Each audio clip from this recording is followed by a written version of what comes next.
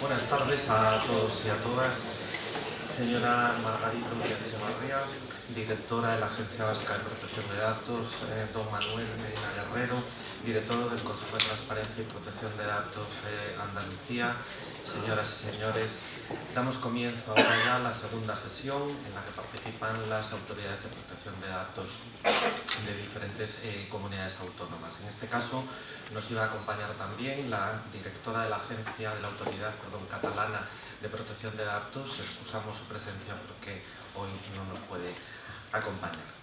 Han pasado más de 20 meses desde la entrada en vigor del Reglamento General de Protección de Datos, al que hemos tenido un periodo de adaptación de 2 años. En mayor o en menor medida, todas las organizaciones habíamos hecho nuestros deberes, aunque siempre con la incertidumbre que suponía el retraso en el trámite de una nueva ley orgánica de protección de datos, mientras continuaba en vigor tanto la Ley 15/1999 como el Reglamento de Desarrollo del año 2007. Los avatares de la tramitación legislativa y la aparición última hora de la Ley Orgánica 3/2018 de la regulación de los tratamientos en materia de investigación nos han obligado a apretar el paso durante todo el año 2019. La normativa gallega en materia de sanidad establece que los tratamientos de datos dentro de nuestro sistema público de salud mantendrán el carácter de unicidad, estando bajo el control de la Consellería de Sanidad, y por lo tanto la figura del responsable de tratamiento está muy clara y la gestión centralizada nos permite una agilidad y una coherencia notables a la hora de tratar los datos. La inmensa mayoría de nuestros tratamientos estaban en curso cumpliendo con los requisitos exigidos en el Reglamento 1720/2007 y, por otra parte, junto con el resto de entidades de la Xunta, habíamos avanzado mucho en la adopción del Esquema Nacional de Seguridad y en las medidas que teníamos implantadas ya nos situaban dentro de las exigencias legales. Además, desde hace años tenemos implantado y certificado un sistema de gestión de seguridad de la información basado en la norma ISO 27001, por lo que estábamos habituados a la gestión de riesgos y a la adaptación de esta gestión a lo exigido en el nuevo reglamento europeo, y la adaptación a lo exigido en el reglamento europeo lo hicimos con bastante agilidad. Caso distinto precisamente fue el tratamiento de los datos de investigación en salud, y precisamente quiero aprovechar que estamos en uno de los centros sanitarios, el Hospital Clínico de Santiago, más implicado en la investigación biomédica, para contar todos los pasos que hemos realizado en este ámbito. En el mes de diciembre de 2018, la entrada en vigor de la disposición adicional 17ª de la Ley 3/2018 supuso un poco un terremoto para todos aquellos implicados en la investigación biomédica.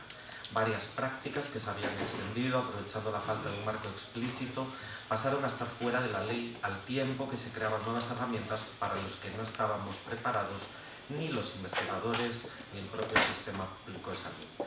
Y se permite tampoco el resto de agentes implicados en las infraestructuras de investigación.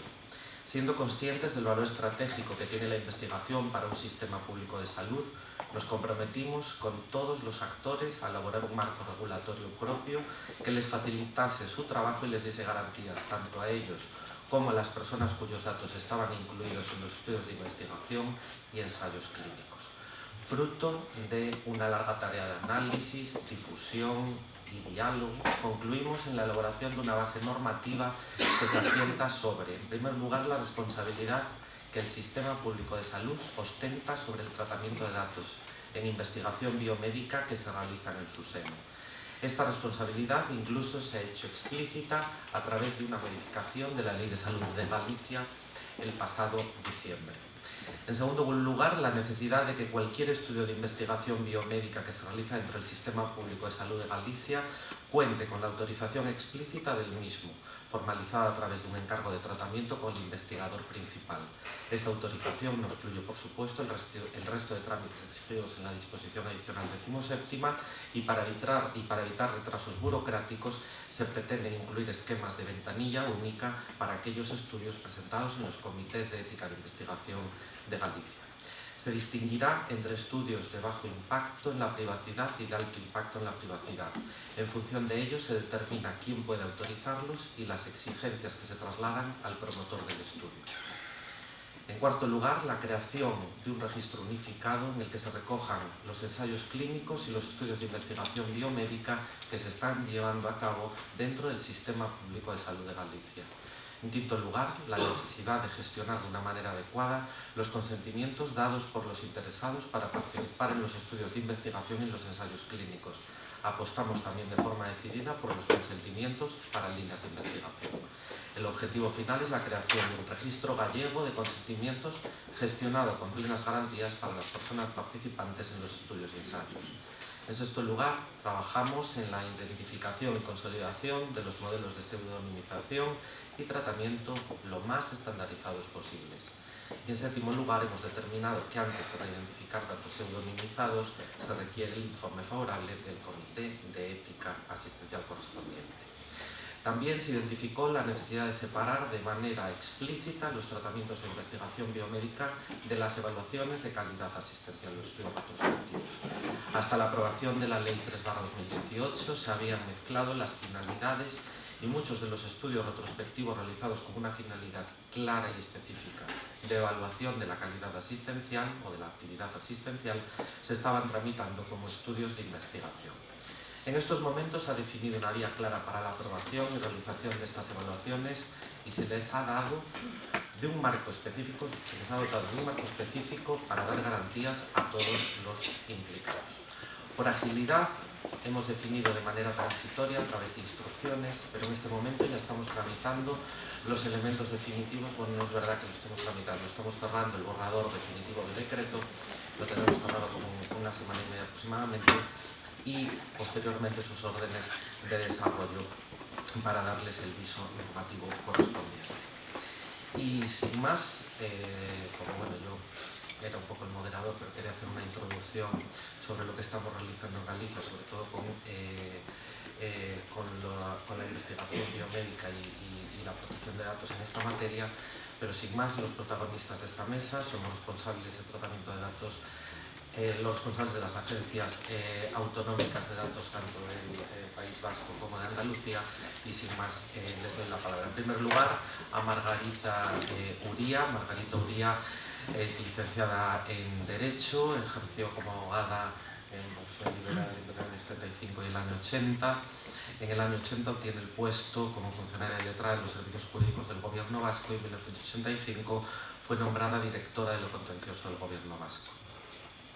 Paralelamente, además de su carrera en la Administración Vasca, fue profesora de Derecho Administrativo en la Facultad de Derecho de Deusto y en la Escuela de Práctica Jurídica. Fue diputada en las Cortes Generales y vocal del Consejo General del Poder Judicial. Desde el año 2016 es directora de la Agencia Vasca de Protección de Datos. Y sin más, Margarita, cuando quieras. Muchísimas gracias. Participo encantada en este foro, yo misma y el personal de la Autoridad Vasca de Protección de Datos que me acompaña, de profesionales, este foro de profesionales del sector sanitario, especialmente preocupados por la seguridad y la protección de datos de salud. Se dice en la introducción del programa de este año que su mejor herramienta es su reunión anual. Su reunión anual de hace 4 años fue también el primer acto en el que tuve ocasión de participar, recién nombrada, lo fui el día 5 de febrero de hace 4 años y fue, por tanto, como indico, el primer acto institucional al que acudí como directora de la Agencia Vasca de Protección de Datos. Hoy también quiero manifestar, yo y quienes me acompañan, nuestro apoyo a su celebración. Acudo, además, a gusto, tal y como ha indicado el consejero intervenido en la mesa anterior, a esta emblemática ciudad de Santiago, con el día tan maravilloso que hoy hace, y moderada por el secretario general técnico de la Consellería y en compañía de quien desempeña funciones parecidas a las mías en el ámbito de la Comunidad Autónoma de Andalucía y con quien tanta relación hemos tenido en estos 4 intensos años desde que yo desempeño este cargo. Hechos los agradecimientos, que son de rigor y que son además sinceros y sentidos,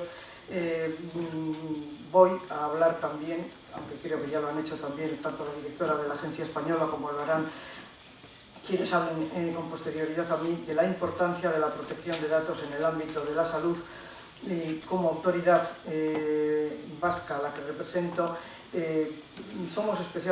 hemos sido en este tiempo de aplicación de un nuevo derecho especialmente cuidadosos en cumplir lo que nos encomienda el artículo 57 del Reglamento General de Protección de Datos, que con carácter general manda controlar la aplicación del reglamento y hacerlo aplicar siempre siendo muy respetuosos de nuestros respectivos ámbitos competenciales de actuación, y nos manda promover la sensibilización de la ciudadanía y su comprensión de los riesgos, normas, garantías y derechos en relación con el tratamiento de los datos personales.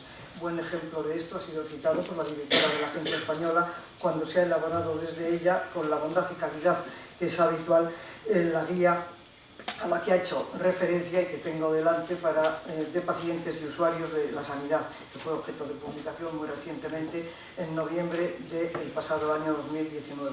Nos corresponde también promover la sensibilización de los responsables y encargados del tratamiento acerca de las obligaciones que les incumben en virtud de la legislación sobre protección de datos.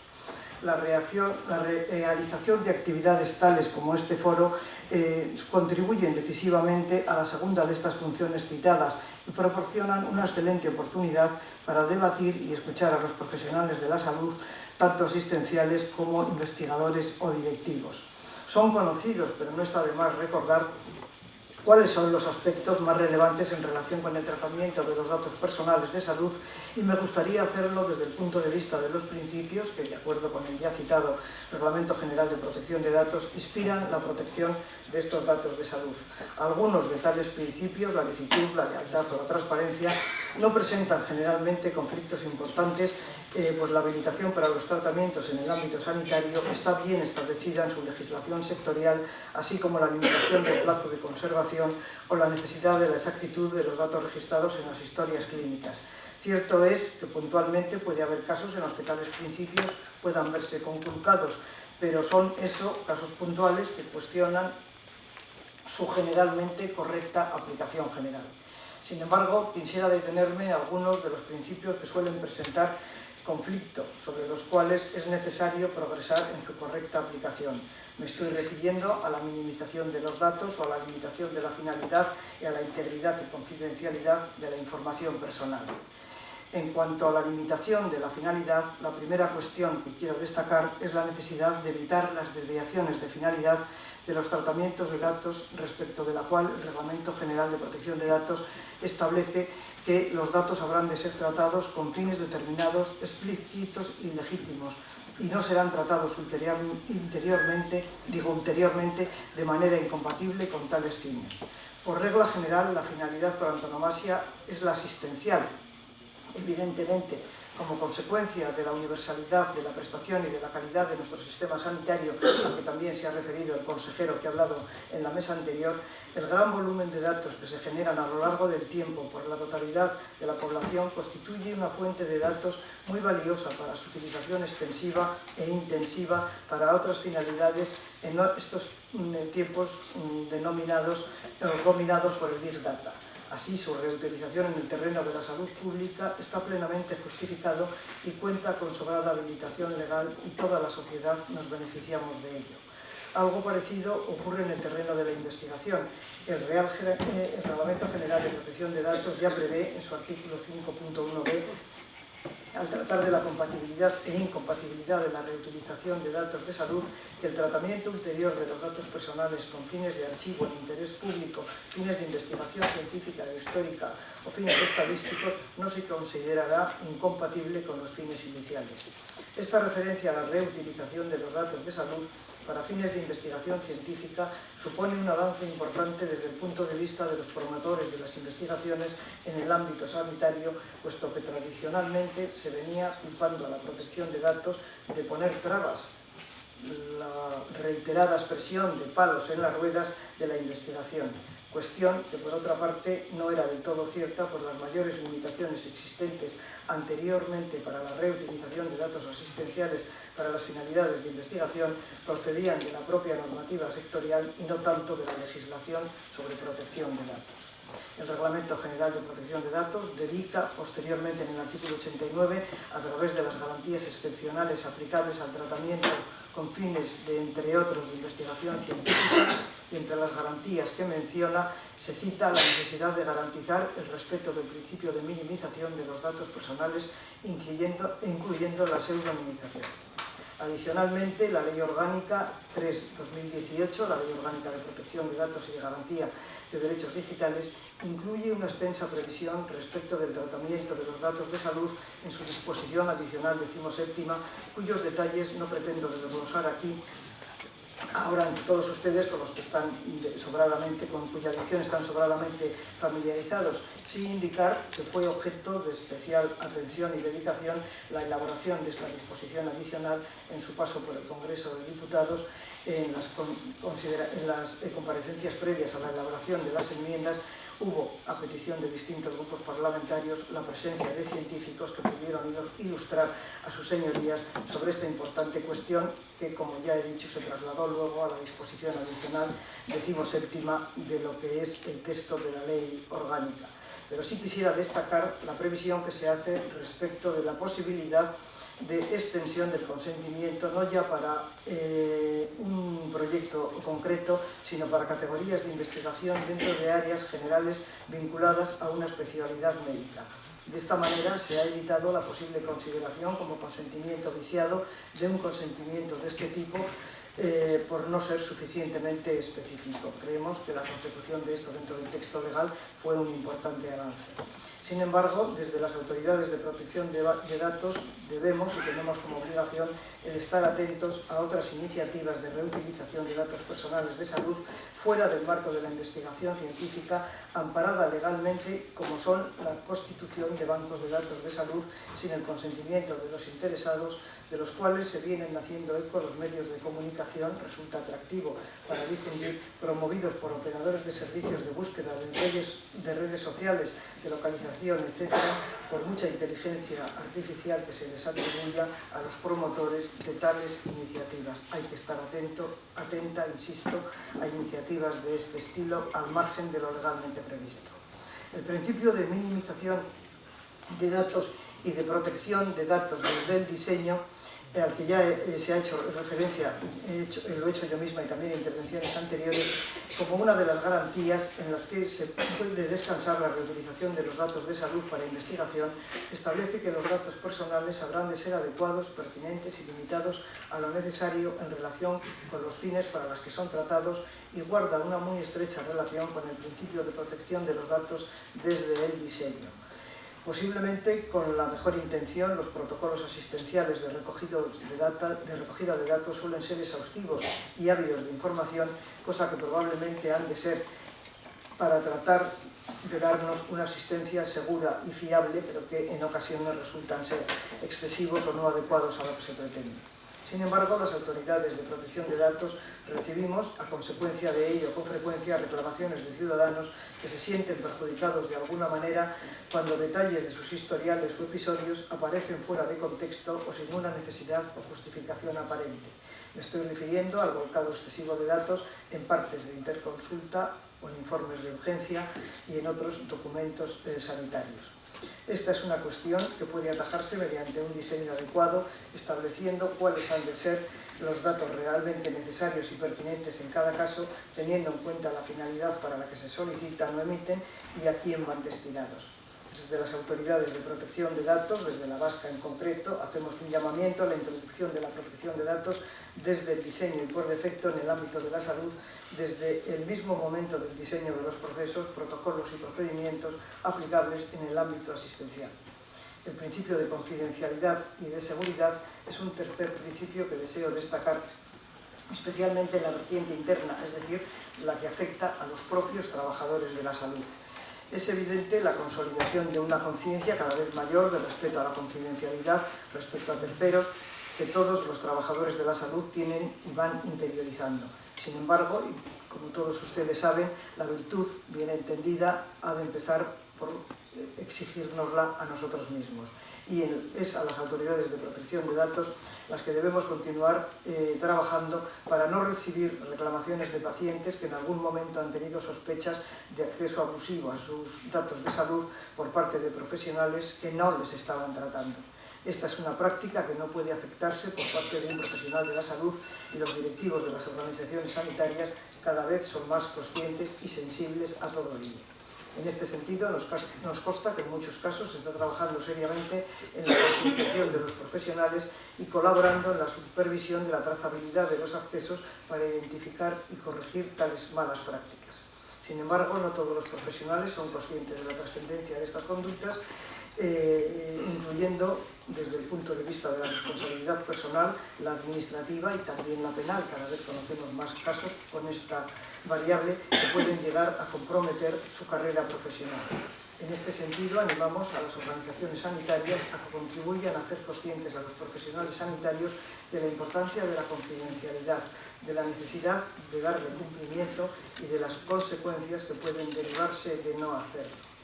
Por todo ello, el sistema de salud que pretendemos, el sistema sanitario, ha de estar impregnado desde el punto de vista de la protección de datos del principio de responsabilidad proactiva, que deseo destacar ya en último lugar como una de las tareas que incumben a las organizaciones sanitarias y que ha de abarcarse como un cambio importante del esquema mental que el Reglamento General de Protección de Datos supuso para todos, abandonando la visión de la protección de datos como una forma de cumplimiento pasivo centrado únicamente en aspectos formales, para pasar a tomar la iniciativa mediante la responsabilidad proactiva centrada en la aplicación sustantiva de los principios de la protección de datos. De todas estas inquietudes son buen ejemplo los datos, la intervención a la que ha hecho el secretario general técnico, que hoy nos modera en esta mesa, y en concreto una muy reciente disposición procedente de la Consellería de Sanidad, la resolución que es del 18 de enero del año 2020, muy recientemente aparecida en su propio boletín oficial, en la que se dictan importantes disposiciones que creo yo que indican la inquietud especial o la especial atención que se presta a estas materias, dando publicidad a una instrucción de la Consellería, como he dicho, relativa al protocolo para el tratamiento de datos complementarios de los registros de las historias clínicas. Actividades de este estilo denotan un especial cuidado por parte de las autoridades sanitarias, como la que hoy es nuestra moderadora y anfitriona en estas jornadas, y creemos que es un terreno fructífero que debemos ir recorriendo, un sendero que deseo que en este foro que hoy inauguramos en esta tarde vaya a ser objeto de especial tratamiento por parte de todos nosotros. Muchas gracias.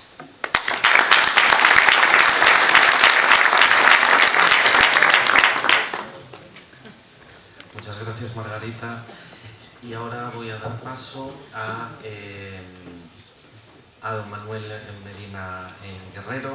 Manuel Medina Guerrero es catedrático de Derecho Constitucional en la Universidad de Sevilla desde el año 2006, letrado del Tribunal Constitucional entre el 94 y el 98, director de la Fundación Democracia y Gobierno Local entre el 2004 y el 2010, vocal de la Junta Electoral de Andalucía entre 2003 y 2014, director del Consejo de Transparencia y Protección de Datos de Andalucía desde el año 2016, al igual que Margarita. Ha recibido premios como el Premio Jesús María Leizaola en el año 1990, el Premio Extraordinario de Doctorado en la Universidad de Sevilla y el Premio Nicolás Pérez Serrano. Sin más, Manuel. Sí, buenas tardes. Mis primeras palabras deben ser de satisfacción, ¿no?, por encontrarme una vez más en la celebración del 17º Foro de Seguridad y Protección de Datos de Salud y encontrarme en una ciudad magnífica como es Santiago de Compostela, y como decía Margarita, además en un tiempo realmente admirable, ¿no? Pero sobre todo, mis primeras palabras deben ser de agradecimiento a los organizadores. Agradecimiento que quiero extender muy señaladamente a Luciano Sáenz y a Juan Díaz, porque prácticamente desde la puesta en marcha del Consejo de Transparencia y Protección de Datos de Andalucía, esto hace ya 4 años, como pasa el tiempo, desde el mismo momento de su constitución misma, nos han venido invitando a participar en el foro, pese a que durante esos años no asumimos la competencia en materia de protección de datos. Durante esos 4 años de funcionamiento hemos sido Consejo de Transparencia de Andalucía, no Consejo de Transparencia y Protección de Datos de Andalucía. Esto quiere decir que estamos agradecidos porque la presencia y la asistencia a estos foros, de esa presencia hemos sacado un notable aprovechamiento para ir formándonos, para ir concienciándonos de la tarea que se nos venía encima en materia de protección de datos cuando estos afectan al ámbito de la salud. Gracias pues por las invitaciones. Me siento muy honrado otra vez de estar aquí con vosotros. Ahora ya sí, por decirlo así, como miembro de pleno derecho, si se me permite la expresión, puesto que efectivamente hemos asumido la competencia material en protección de datos hace muy pocos meses, todavía se puede computar incluso con semanas, y por tanto esta es la primera vez que estamos en nuestra plenitud de funciones y tareas en el foro. Como decía, hace muy poco tiempo que hemos empezado a funcionar como autoridad de control en materia de protección de datos, pero ya se han cumplido un poco las predicciones y las previsiones. Las diferentes reclamaciones que nos van llegando de forma absolutamente mayoritaria tienen que ver con el tema de salud. Absolutamente mayoritaria. Obviamente el tema de acceso a historia clínica, el clásico. Pero, en fin, no voy a decir nada al respecto, no voy a entrarnos el tiempo ni la ocasión de detenerme a hablar de esas reclamaciones que están todavía en trámite y, por tanto, prefiero no hacer ninguna referencia específica al respecto, todo ello con independencia de que quizás ahora pueda decir algo, si procede, puede decir algo José Luis Falcón, que es el jefe del área de protección de datos, aunque aparece como moderador en la mesa, pero yo no sé si podrá decir algo acerca de estas reclamaciones en el ámbito de la salud. Por tanto, nuestra experiencia aún, como se pueden imaginar, es muy reducida, es muy limitada. Sin embargo, esto no quiere decir que antes, cuando operábamos solo y exclusivamente como autoridad de transparencia, no tuviéramos que abordar algún asunto en el que estaban en juego datos personales en materia de salud. Esto puede parecer algo paradójico, ¿no? Al fin y al cabo, automáticamente uno tiene la percepción de que, bueno, tiene la percepción porque es así, de que transparencia y protección de datos se hallan en una tensión dialéctica constante, ¿no? Por decirlo así, transparencia y protección de datos tienden por naturaleza al conflicto y la colisión. Protección de datos se trata de retener, de contener la información, evitar difusión, evitar la divulgación, mientras que la transparencia tiende precisamente a todo lo contrario. Por tanto, entran por definición, por naturaleza, en conflicto. Y sin embargo, como decía, entre transparencia y protección de datos también hay puntos de conexión y contacto. Al fin y al cabo, ¿cuál es el pilar fundamental del sistema de transparencia en España? Pues el derecho a acceso a la información pública, que se consigue en unos términos muy amplios, muy generales. Un ciudadano puede pedir cualquier dato, en principio, atinente a cualquier documento o contenido de información que esté en manos de una administración pública y otros sujetos obligados, no son solo administraciones públicas. Por tanto, un derecho de acceso a la información que se consigue en unos términos muy amplios. Y por otro lado, en el derecho fundamental a la protección de datos personales hay un componente esencial que es el derecho a acceso a la información del titular de los datos. Yo quiero saber qué datos tiene usted acerca de mi propia persona. Claro, ¿cómo se puede o se debe canalizar una petición de información en la que lo único que se solicita es datos concernientes única y exclusivamente al solicitante? No hay en juego datos personales de terceros. Pido a la administración datos que solo me conciernen a mí. Hay que ir por la vía de la transparencia, hay que ir por la vía de la protección de datos, porque claro, elegir una y otra vía conduce a resultados muy distintos. La vía de la transparencia tiene unas causas de inadmisión, tiene unos límites específicos que no existen, tiene su propia configuración en el derecho a la protección de datos personales. Esto plantea problemas en la práctica. No lo planteaba inicialmente el proyecto de ley de transparencia estatal, normativa básica y por tanto aplicable a todo el territorio del Estado, Porque en el proyecto de ley de transparencia se decía lisa y llanamente, con toda claridad, que si se pide información relativa a la propia persona, lo que se aplica es la normativa en materia de protección de datos. Se acabó el problema. Un ciudadano, cuando quiera datos suyos, vaya a la normativa de protección de datos. En el Senado se cambió esto y esto desaparece, con lo cual estamos un poco en una situación de incertidumbre. Hablando con Eva García me decía, desde la Autoridad Catalana de Protección de Datos, me comentaba que no existe tal problema en Cataluña porque su ley autonómica sí contempla lo que preveía el proyecto de ley de transparencia estatal. Y por tanto, cuando alguien pide datos acerca de sí mismo, pues va y se le aplica la normativa en materia de protección de datos. No sucede así, hasta donde yo sé, en el resto de las comunidades autónomas, desde luego no sucede así en Andalucía, y por tanto a nosotros se nos plantea un problema singular. Porque nosotros somos Autoridad de Transparencia y de Protección de Datos. ¿Cómo canalizamos, cómo tramitamos una petición de información sobre la propia persona, ¿no? Digo todo esto porque en este marco normativo no debe extrañar que en pocas ocasiones, si nos pidieran, cuando éramos solo Autoridad de Transparencia, si nos pidieran por vía de ley de transparencia acceso a historias clínicas.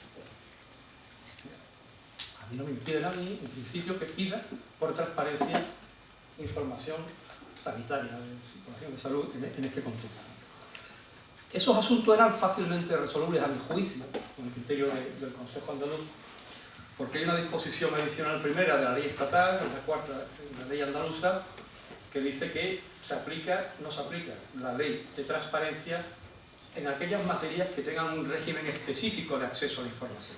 Con lo cual, uno aplicaba la ley 41/2002, la historia clínica tiene un específico derecho de acceso a la información y por tanto nosotros inadmitimos a trámite esto porque no somos competentes como autoridades de transparencia en virtud de la disposición adicional en cuestión. Claro, eso resuelve el tema de la historia clínica, pero puede darse el caso, la realidad, la casuística, siempre va más allá de cualquier imaginación poderosa. Puede darse el caso que alguien pida información atinente a sí mismo, concerniente a la salud, y que no tenga que ver con la historia clínica. Perfectamente posible. ¿Qué sucede en estos casos? Con la ley de transparencia en la mano, pues posiblemente podría sostenerse que habría que darle salida por la ley de transparencia, ¿no? Y sin embargo, nosotros, precisamente por nuestra condición de autoridad de transparencia y autoridad de protección de datos al mismo tiempo, hemos resuelto un caso en el año 2019, cuando todavía, insisto, éramos solo autoridad de transparencia, un caso ciertamente singular. Y bueno, se trataba, lo voy a decir porque lo inadmitimos a trámite como transparencia, a ver si llega, que llegue como protección de datos, y tenía que ver con una denuncia. Una mujer había denunciado a su exmarido por maltrato y, bueno, en este contexto de denuncia, pues solicitaba copia de la grabación que había mantenido con el médico forense. Insisto, éramos solo competentes en materia de transparencia y nosotros entendíamos que en estos supuestos en que se pide información atinente exclusivamente a sí mismo, eso en Andalucía tiene que canalizarse como un tema de protección de datos personales por muchas razones. Una de ellas primordiales porque, insisto, la tutela del interesado es superior vía Reglamento General de Protección de Datos que vía Ley de Transparencia.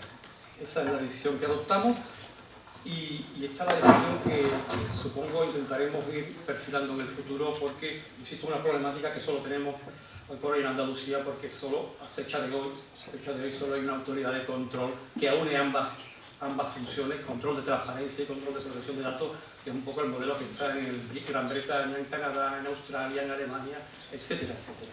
Pero plantea sus propias problemáticas, como son estas.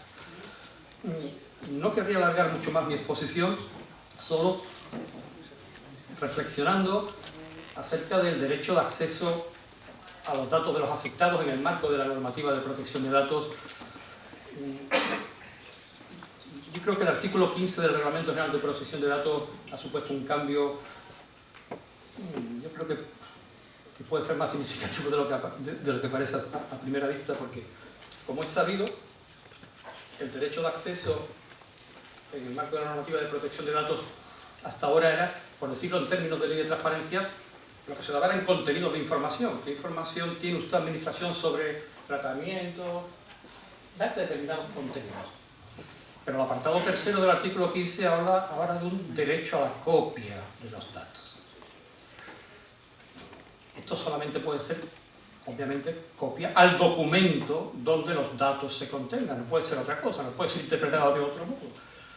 Esto no es problemático porque está asumido con grabaciones telefónicas, pero yo tengo la sensación de que da igual el formato del documento, o sea, el soporte. Si hay una copia del documento, si hay un documento en papel, se tiene derecho a tener una copia en papel, porque creo yo que esa es la única interpretación posible, ¿no?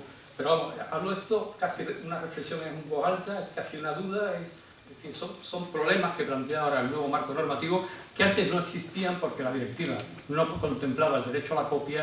La legislación española tampoco lo hacía, aunque sí había alguna sentencia del Tribunal de Justicia de la Unión Europea que no descartaba, evidentemente, la posibilidad de pedir documentos en papel. En un caso, al menos hay dos sentencias del Tribunal de Justicia. Quiero decir con esto que, más allá de todos los problemas que haya con el tema de tierras de seguridad, etcétera, creo que hay una montaña de problemas aparentemente colaterales, accesorios, pero que van a dar alguna tarea, evidentemente, a los juristas en general, a la administración sanitaria en primer término y también, evidentemente, a las autoridades de control en relación con el derecho a acceso a la información en materia de protección de datos. Bueno, perdón por estas palabras mal hilvanadas, casi improvisadas sobre una cuestión creo que bastante compleja, únicamente reiterar mi satisfacción, mi gratitud y bueno, confío, como siempre, que estas jornadas sean tremendamente fructíferas para todos, para todo el auditorio y para mí también. Muchas gracias.